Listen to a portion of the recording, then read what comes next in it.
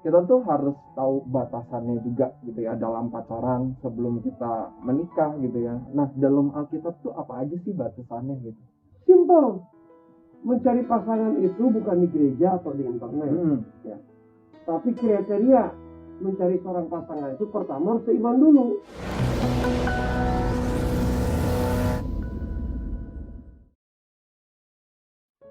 Shalom semuanya, Keep on Fire kembali lagi di acara kami di Keep on Fire Podcast Reborn ya. Udah berapa tahun lama ya, betul ya, dari semenjak saya masih anak kecil kayaknya, sering dengerin dulu di radio ya. Jadi sekarang kita reborn, kita mau balik lagi dan dalam bentuk yang baru, dalam suasana yang baru juga. Kita tambahan juga ada video gitu ya, kita juga nggak hanya dengar gitu ya. Kali ini kita akan membahas sedikit juga tentang satu hal yang mungkin relevan dengan kehidupan anak-anak muda gitu ya. Oke. Nah, tapi sebelum itu mari kita bersatu dalam doa. Saya minta narasumber kami, Pastor Tony Andrian, untuk bawa kita dalam doa. Oke. Thank you, Pastor. Segala puji, hormat, syukur, kemuliaan, keagungan, kejayaan, kehebatan, kesembuhan buat Engkau Yesusku. Kami bersyukur hari ini kita akan berbincang-bincang lewat Keep on Fire Reborn. Ya, satu solusi Alkitabiah untuk kehidupan manusia di muka bumi ini. Tuhan berbicara kepadaku, kepada Pastor Andrian, supaya diskusi kami, perbincangan kami benar-benar menjadi berkat bagi semua generasi, sehingga nama Engkau dipermuliakan dan diagungkan. Karena kami percaya hubungan dua insan berlainan jenis itu merupakan sesuatu yang menjadi pertanyaan bagi semua orang, termasuk anak muda dan juga para orang tua. Terpuji namamu Yesus, di dalam nama yang luar biasa kami berdoa dan bersyukur. Haleluya, amin. Amin. Oke. Jadi seperti yang dari dulu sih, kayaknya kalau Keep on Fire tuh kan tagline-nya dulu tuh apa? Solusi Alkitabiah untuk semua masalah kehidupan ya. Yes, amin. Nah, jadi kita juga mau tahu nih, kan ini jadi suatu hal yang topik pembahasan sering banget gitu ya, tentang masalah pacaran atau misalkan pasangan hidup dan lain sebagainya. Tapi kan ini khususnya untuk kayak anak-anak muda juga gitu ya, kan berkaitan dengan topik-topik anak-anak muda yang belum punya pasangan dan sebagainya.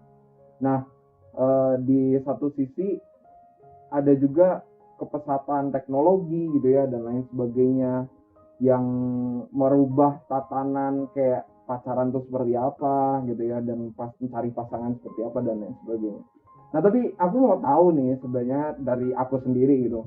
Jujur belum ada pasangan gitu ya. Jadi pengen tahu gitu ya, apakah pacaran itu alkitabiah atau enggak gitu loh. Oke. Sesuai dengan apa yang firman Tuhan.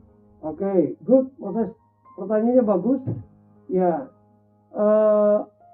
apakah anak muda itu perlu pacaran? Dalam perkembangan dari zaman dulu, ya, dari zaman waktu aku belum menikah, ya, dan sebelum kamu lahir, saya pikir semua orang selalu ada pacaran. Ya, memang Alkitab sendiri sudah menegaskan di awal Kejadian pasal 2 mengatakan bahwa inilah tulang daripada tulangku, daging daripada dagingku. Dan kamu akan disebut perempuan yang namanya Hawa. Lalu mereka dua menjadi satu sedaging. Ya, artinya tuh ada sebuah penyatuan, ada penyatuan. Jadi bicara soal pacaran, bicara soal pernikahan itu alkitabiah.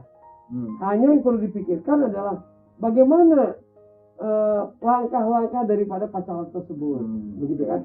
Bagaimana pemahaman orang tua ketika anaknya jatuh cinta? Nah, itu perlu dipikirkan. Saya pikir sangat relevan.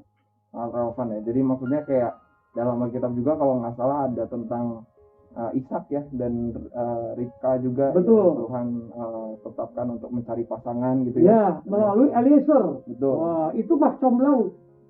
Zaman dulu. Iya. Zaman baheula gitu ya. Iya. Nah, tapi jangan lupa loh, zaman sekarang pun digital tetap ada mak comblang. Tapi alkitabiah atau enggak kan Nobody know. ya nggak tahu. Nah, jadi ya itu dia sih maksudnya kalau misalkan dilihat bahwa pacaran tuh kalau misalkan aku sendiri lihat itu sebuah social construct ya, maksudnya kayak sebuah pemahaman sosial gitu ya. Nggak ada sih sebenarnya di Alkitab tuh tulisan kayak harus pacaran dulu sebelum nikah gitu kan. Nah, ada nggak sih maksudnya kayak contoh-contoh gitu di dalam Alkitab gitu kayak Rivka atau Ishak yang gimana ceritanya di dalam kehidupan mereka gitu ketika mereka menjalin hubungan? Oke. Apakah ada pacaran dalam Alkitab? Memang tidak tertulis, ya. Tetapi tersirat ada.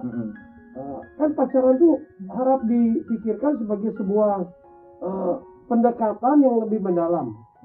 Itu kan? Next levelnya gitu ya. Ya. Pertama kan PDKT dulu toh. Temenan dulu. Temenan. Sudah terlihat dari sudut kerling matanya. Ada taburan-taburan cinta. Ya. Nah barulah ada pendekatan lebih dalam. Tapi belum tentu deal. Ya, menyamakan persepsi, betul nggak? Menyamakan pemikiran dan lain sebagainya. Nah, apakah ada dalam Alkitab? Ada. Contoh misalnya seperti Ishak dan Rivka. Apakah mereka ada pacaran? Ada. Yaitu melalui yang namanya Eliezer.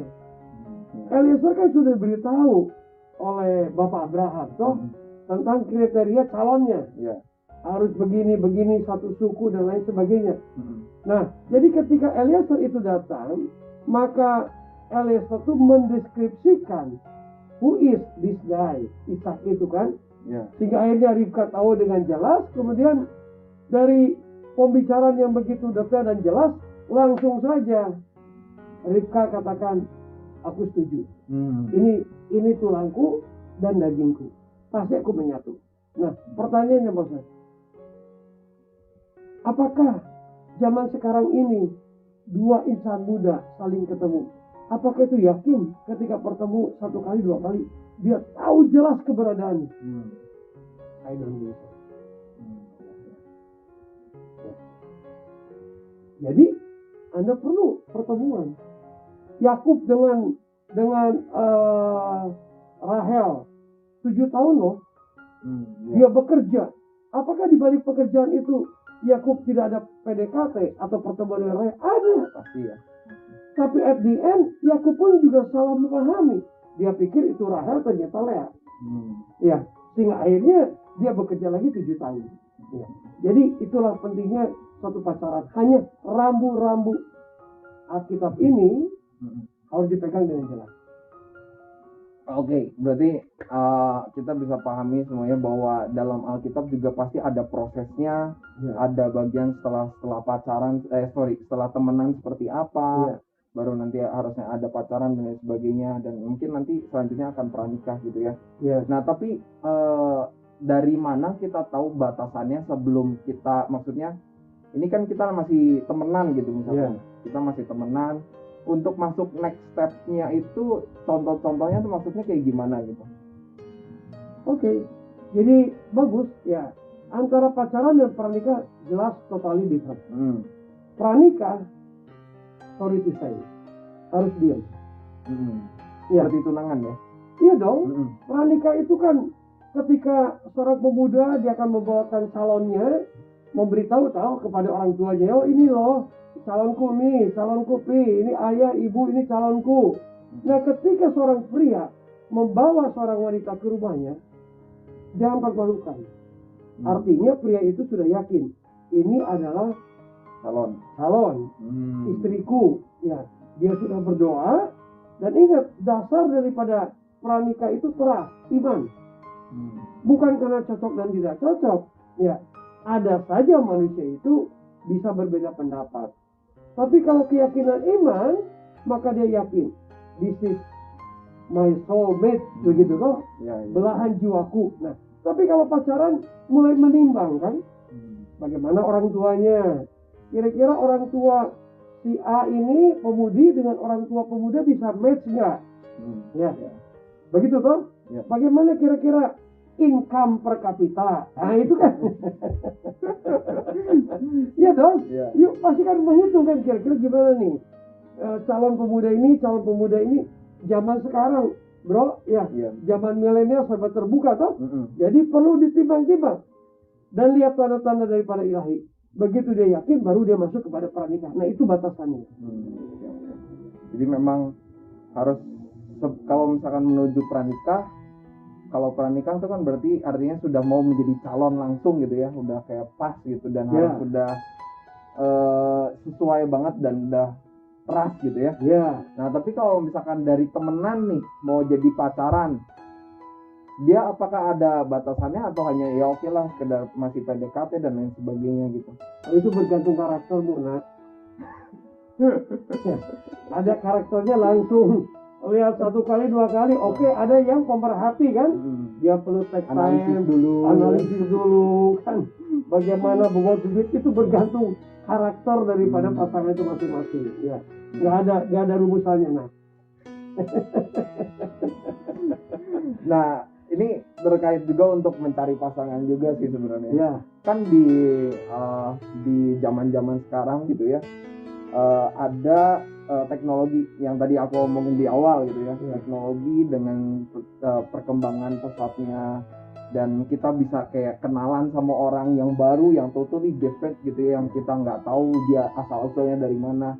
Ada yang misalkan kayak aplikasi bisa kayak Facebook gitu ya, ada yang kayak Tinder atau aplikasi pertemuan lain-lainnya gitu ya.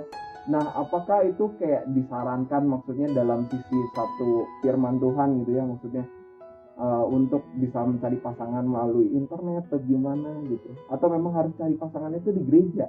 Oke. Good question. Mencari pasangan itu bukan di gereja atau di internet. Ya. Tapi kriteria mencari seorang pasangan itu pertama harus seiman dulu. Seiman ya yang paling seiman. penting. Jadi dimanapun calon itu mendapatkannya, entahkah dia di gereja, mungkin di sekolah, mungkin di marketplace, ataupun mungkin lewat media sosial, ya pertemanan lewat Facebook, whatever lah namanya, ya it's okay, it doesn't matter, tidak ada persoalan. Yang penting utamanya seiman dulu, ya seiman. Nah setelah tahu seiman, baru kita lihat kriteria daripada pemudi itu. Apakah dia ada takut Tuhan tidak? Kan begitu toh? Takut Tuhan. Dia punya takut Tuhan nggak? Bagaimana keintiman dia bersama dengan Tuhan? Ya, itu penting. Demikian pula pemudanya. Ada nggak keintiman dengan Tuhan? Kenapa perlu memahami tentang ini? Kalau kita tahu kriterianya mereka seiman, punya keintiman kepada Tuhan, artinya temperamentalnya dipenuhi oleh Roh Kudus, sehingga dia punya penguasaan diri. Karakternya ya. Ya, zaman sekarang pemuda-pemudi tidak ada penguasaan diri, bablas. Nenek bilang berbahaya, bro. Gitu. Kalau misalnya 2 orang di tempat yang tidak diketahui, yang ketiga orang ketiganya setan cerai ya. Ya betul. Yang tidak diketahui aja sudah bahaya. Maksud begini, jangankan yang tidak diketahui, yang diketahui aja sudah banyak setan. Nah itu persoalan. Ya oke. Jadi untuk menyimpulkan aja dari pertanyaan tadi, pertama kita harus cari yang seiman dulu ya. Betul. Cari yang benar-benar apakah kita takut akan Tuhan. Soalnya dulu tuh aku pernah ada orang gitu ya ngomong bahwa dari kepercayaan aja kalau beda bahaya gitu, kedepannya bisa jadi salah gitu kan, salah arah gitu. Apalagi untuk kepercayaan yang sama aja bisa jadi nanti bobot bebeknya dan lain sebagainya, semua detailnya juga kan bisa jadi beda gitu. Betul. Apalagi beda kepercayaan. Apalagi beda agama gitu kan. Betul. Nah ya benar juga sih, maksudnya untuk cari yang pertama tuh mau dimanapun harus cari apakah dia percaya Tuhan dulu nggak, percaya Tuhan Yesus dulu nggak gitu ya.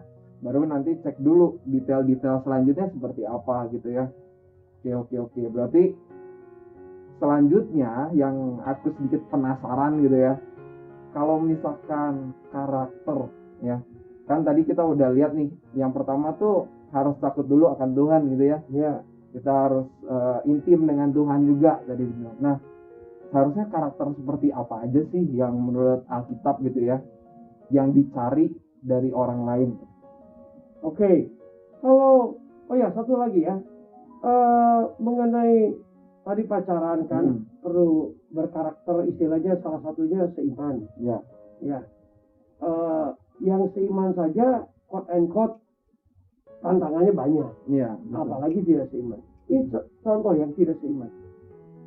Falling in love, married, kemudian mereka punya keturunan ya, punya anak-anak, entah pria ataupun wanita, ya putra putri begitu. Bagi aku tuh kepikiran, ya, misalnya si ibunya Kristiani, ya, yang lainnya non Kristiani, melahirkan putra putri. Nah putra putrinya itu semuanya masuk ke non Kristiani. Menurut aku ibunya itu akan menangis. Tapi dia tidak bisa berbuat apa-apa. Anaknya sudah ada, masa cerai? Aja ibunya akan mengalah. Tapi hatinya penuh dengan segala pergumulan. Ada guilty feeling. Menurut aku kasihan. Nah, daripada kalian anak muda menghadapi hal seperti itu yang akan datangnya, so lebih baik decide. Putuskan. You make your own decision according the Bible. Ya. Artinya putuskan bahwa kalian cari yang seimbang. Pasti dapat deh. Pasti dapat. Amin. Nah, Mas Tri mana? Amin ya. Amin. Oh, luar biasa. Thank you, bro. Ya. Jadi itu ke sana. Lalu kemudian kriteria. Ya, kriteria. Kriteria. Pertama, kalau orang takut Tuhan itu dia pasti orang yang tanggung jawab. Tanggung jawab. Oke. Ya. Itu tanggung jawab. Ya. Karena tanggung jawab itu tuntutan Alkitab. Ya. Di mana-mana kalau kita baca Alkitab semua bicara tanggung jawab. Ya. Yusuf tanda kutip ya. Status ayah karena pernikahan dengan Maria bagi Yesus Kristus adalah manusia yang bertanggung jawab. Oh, Yusuf dari orang Alkitab. Ya, yang di Perjanjian Baru. Ya, suaminya daripada Maria. Ada orang tanggung jawab. Karena itu ketika dia tahu Maria mengandung, Gak ditinggalin. Dia tidak tinggalin, tapi dengan diam-diam dia bilang, aku coba untuk diskusi, apakah oke lah, mungkin lu sudah punya pilihan yang lain, aku juga tidak mau mengecek engkau, ya sudahlah, diam-diam, dia mau melepaskan. Tapi kalau dia tidak tanggung jawab, dia akan declare langsung, gua nggak mau nih, ini cewek gimana kan? Enggak. Jadi tanggung jawab itu prioritas utama. Jadi kedua adalah dia menjadi seorang laki-laki pribadinya yang taat. Ya. Tanggung jawab, taat. Ya. Taat. Nah, lalu prioritas ketiga setia nih. Setia ini kan paling tinggi nih. Setia. Artinya kalau seorang laki mengatakan I love you, ya. Hari ini kamu langsing, besok lusa kamu langsung, aku tetap setia. Mau kondisi apapun. Setia sampai mati. Jadi ini tinggi nih, ya. Utamanya gitu. Utama, ya. Lalu kemudian ini nih, ya ini tidak kalah pentingnya, ya. Ini namanya ikatan kan? Kalau orang kan menikah tuh ada cincin di sini tuh. Nah ini namanya iman. Ya. Iman. Saya prioritaskan di sini. Kenapa? Karena ini lambang cincin lebih mudah saja. Jadi dia trust. Bagaimanapun ini tulang rusukku. Apapun yang terjadi dia tidak bergeming. Ya. Nah ini jari kelingking. Ya.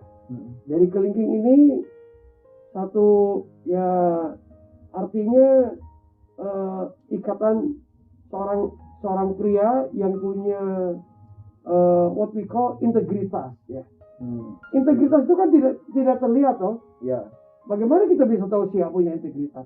Tapi nanti dalam tutur sapa dan lain sebagainya itu akan terlihat. Proses waktu ya. Proses waktu berjalan. Integritas itu akan teruji. Ya.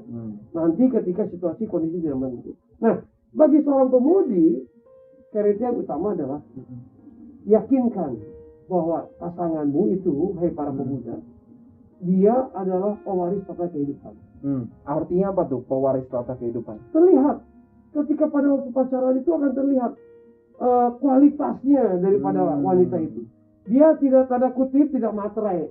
Oh tidak. Oh ya betul. Itu karena dia tahu.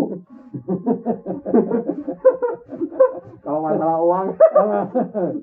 Ya betul kan? Jadi dia tahu persis ketika dia akan bertemu dengan pasangannya, dia tahu aku bisa mendukung kamu dan bisa membuat kamu lebih maju dan berkembang. Sama-sama berkembang ya. Betul. Betul, betul. Bahkan wanita ini dia bisa membuat pasangannya laki-laki lebih berkembang, Oke. lebih maju. Ya. Nah itu dia pewaris tata kehidupan. Yang kedua, terlihat dia betul-betul punya kasih.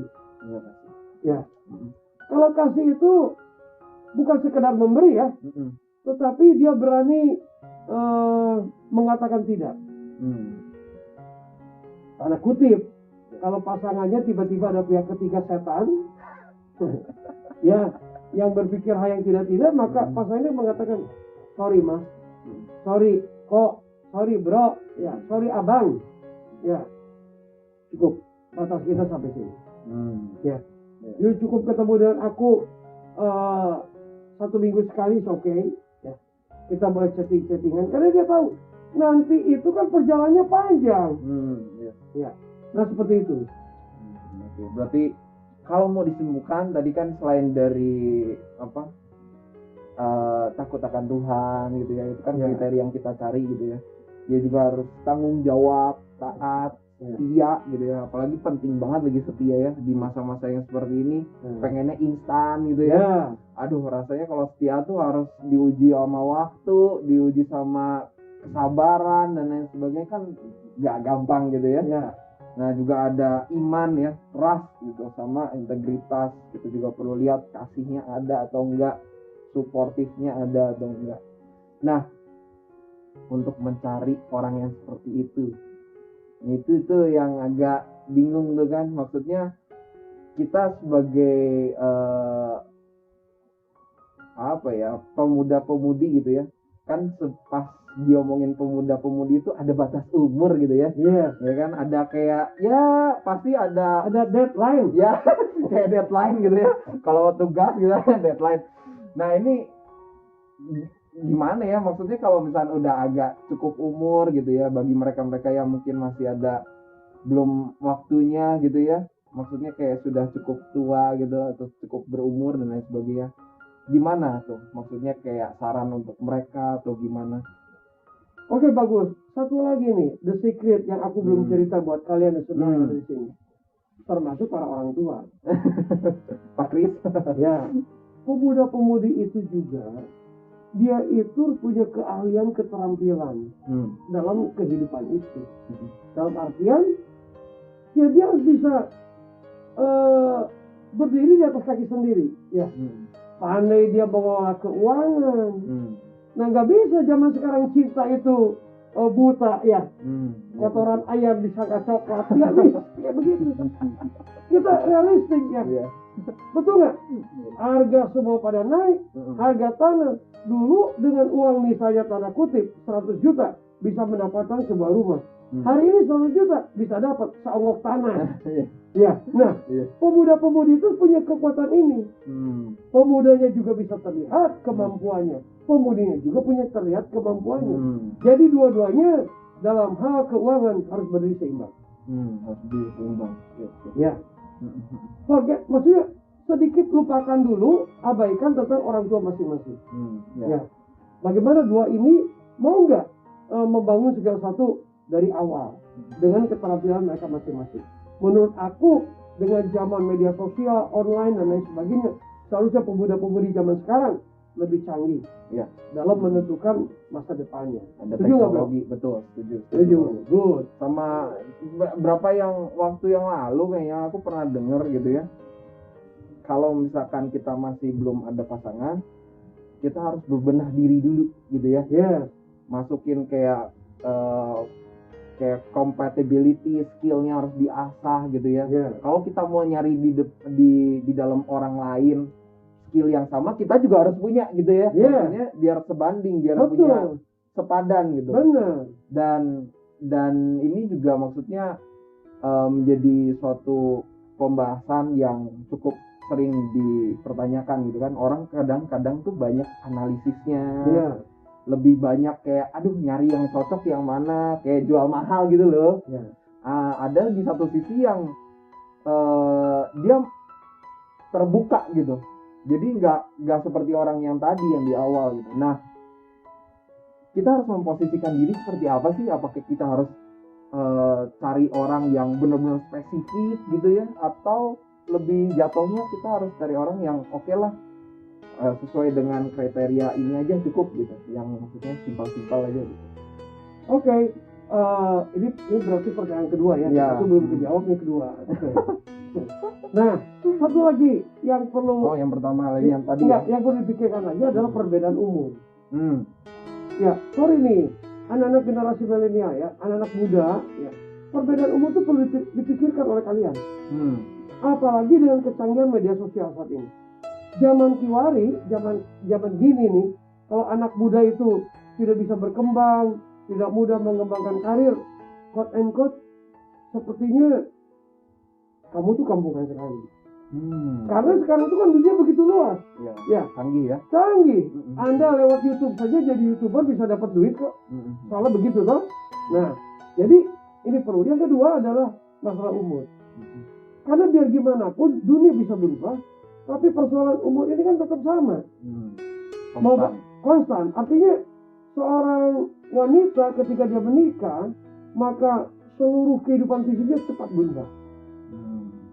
Tapi seorang pemuda, seorang lelaki ketika dia menikah, maka eksistensi fisik segala macam biasanya tidak terlihat perubahannya begitu drastis.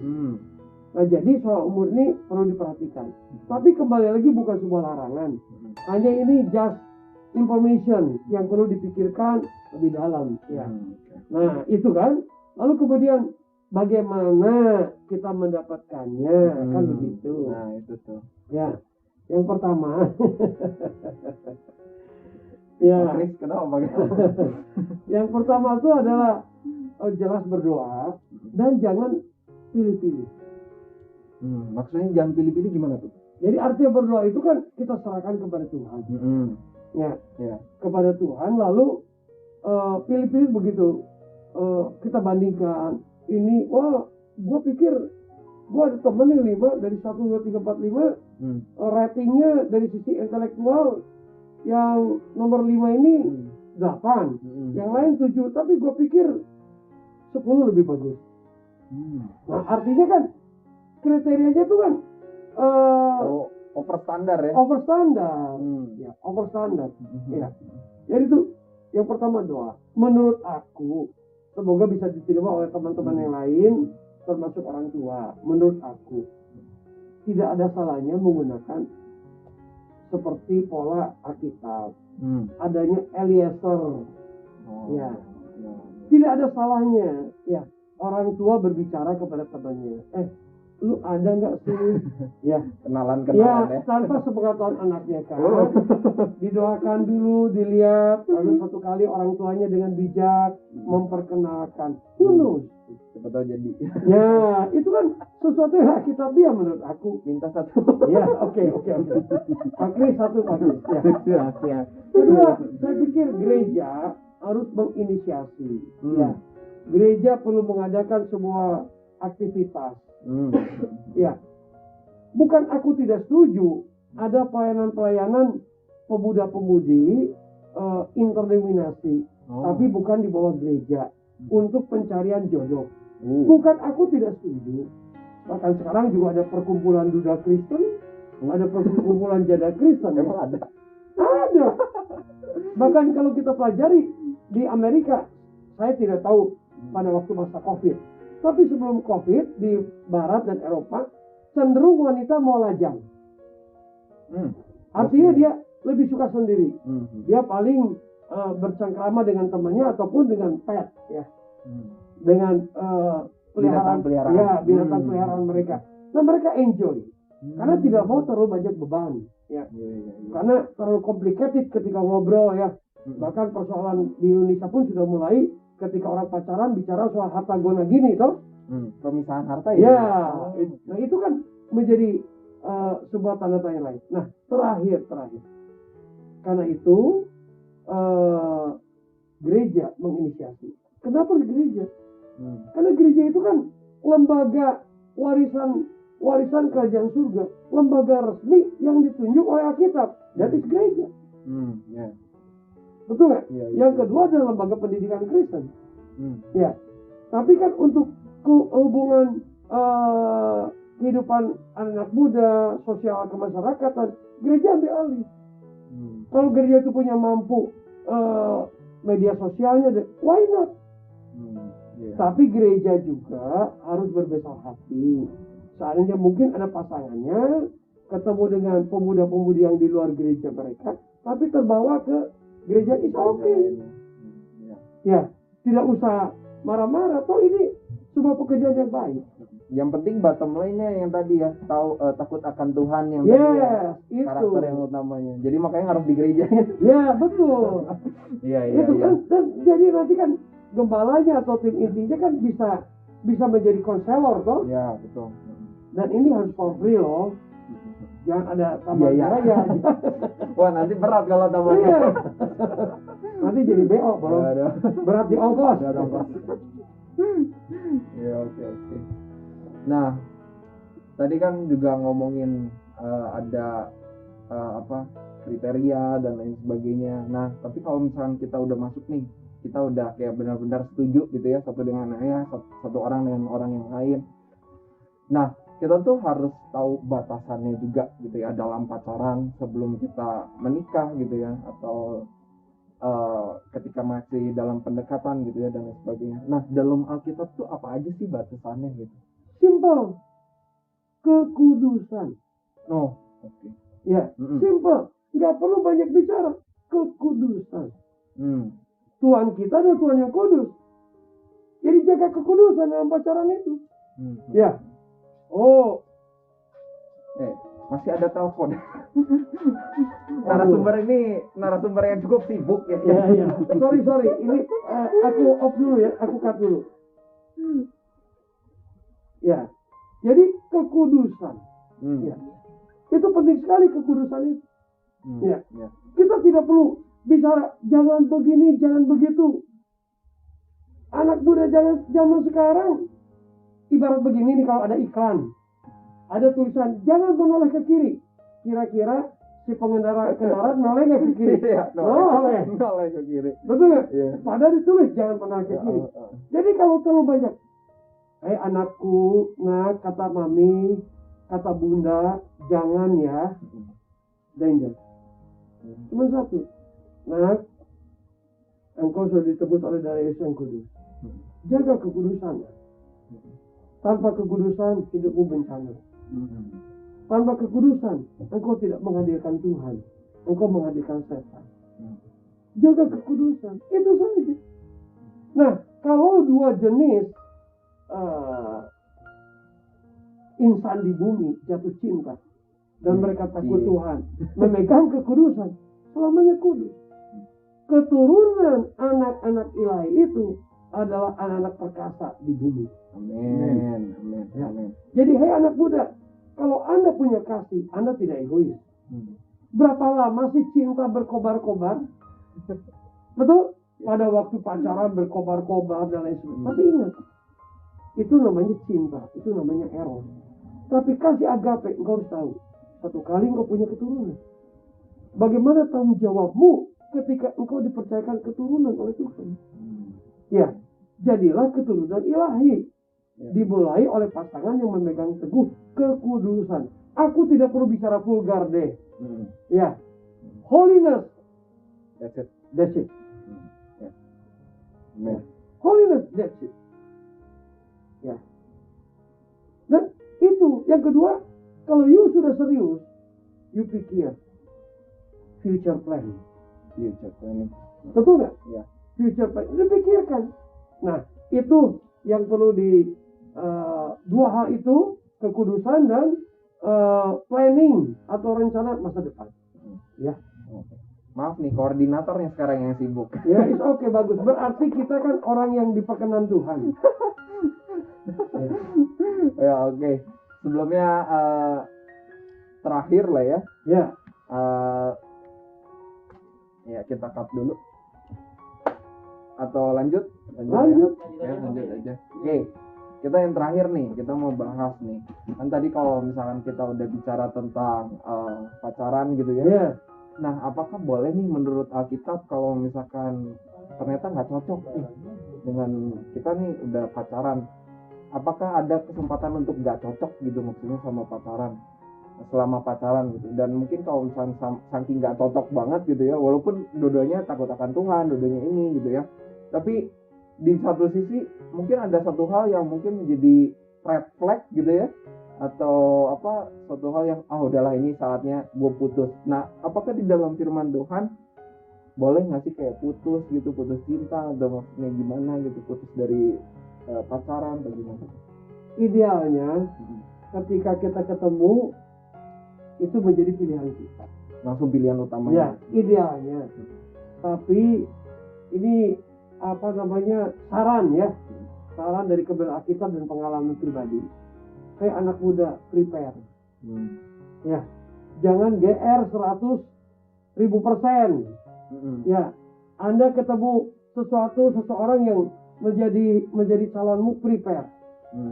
Seandainya Tuhan izinkan di tengah jalan berpisah, jangan sampai patah hati, broken heart, lalu bunuh diri di pohon toge. Waduh, apa kata dunia?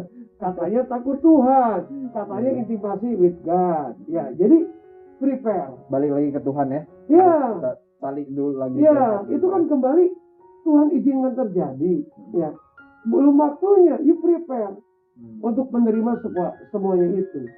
Ingat, yang pasti tidak ada rencana Tuhan yang gagal dalam hidup kalian semuanya. Amin. Begitu ya, pasti kalau memang you punya hasrat menjadi seorang imam ya di sebuah rumah tangga, dan pemudi punya hasrat menjadi wanita yang berbudi luhur, wanita agung ya, maka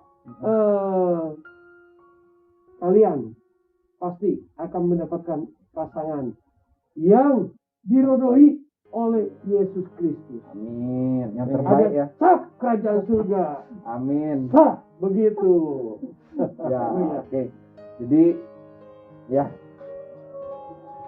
narasumber kita memang. Ya, memang ini kita lagi podcast. Jadi tolong nanti telepon balik.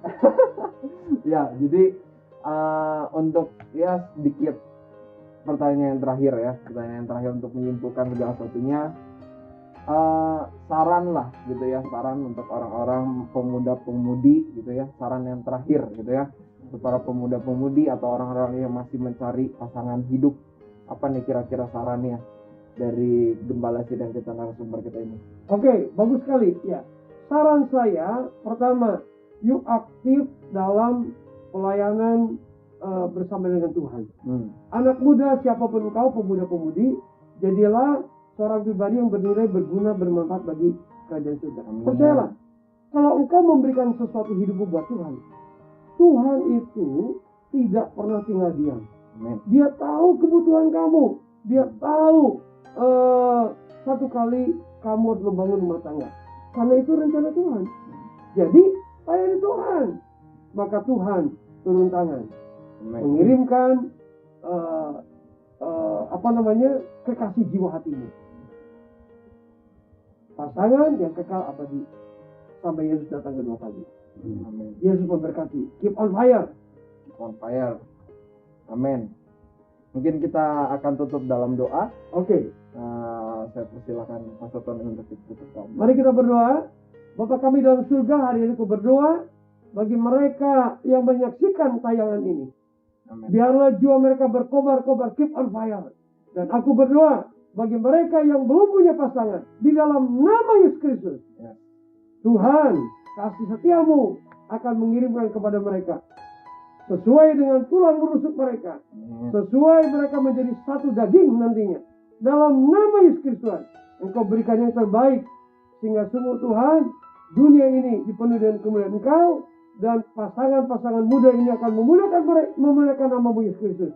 Di dalam nama Tuhan yang luar biasa, segala tipu daya setan, roh jahat yang mencoba menghalangi kehidupan para anak muda untuk bertemu dengan pasangan-pasangan yang seimbang sesuai dengan rencana Tuhan, aku hancurkan di dalam nama Yesus Kristus.